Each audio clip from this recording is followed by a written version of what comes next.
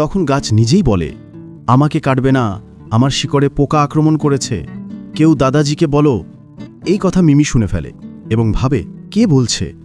সে দাদাজির দিকে তাকায়, চিন্তা করে এই কণ্ঠ তো তার না।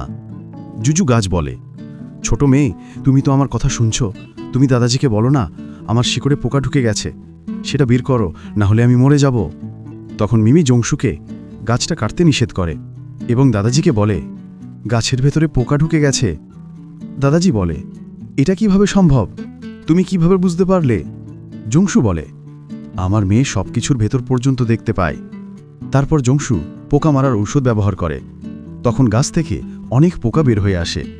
দাদাজি বলে, সত্যিই এতে পোকা ছিল? মিমি বলে, এখন এই গাছে পানি দিন, তাহলে ঠিক হয়ে যাবে। তখন দাদাজি বলে, আরে পানি দিয়ে কি হবে, দেখো গাছটা পুরো শুকিয়ে গেছে। কিংলি তখন বলে, মিমির কথা শুনে দেখুন। এরপর সে সেই গাছে পানি দিয়ে দেয়। কিছুক্ষণ পরে দেখা যায় গাছ অনেক বড় হয়ে যায় এবং ফলও দিতে শুরু করে। তাদের উপরে ফল পড়তে শুরু করে। দাদাজিও খুব খুশি হয়। তখন জংশু দাদাজিকে বলে, এখন তো জুজু গাছ বড় হয়ে গেছে এবং ফলও দিতে শুরু করেছে, এবার কি আমাদের বিয়ের জন্য রাজি হবেন? দাদাজি তখন বলে, আমি কখনো রাজি হব না, আমি শুধু মিমিকে আমার নাতনি হিসাবে গ্রহণ করব, তোমাকে না। তখন সে বলে, আমি প্রতিজ্ঞা করছি আমি কখনোই কিংলিকে বিরক্ত করব না বা আঘাত দেব না। দাদাজি বলে, ঠিক আছে, আমি তোমাকে শেষ সুযোগ দিচ্ছি, যদি তুমি আমার মেয়েকে কখনো বিরক্ত করো আমি তোমাকে ছাড়ব না। জংশু বলে, আমি তাকে বিরক্ত করব না, আর যদি কখনো বিরক্ত করি তখন আপনি আমার সব সম্পত্তি নিয়ে নেবেন এবং মেয়েকেও নিতে পারেন।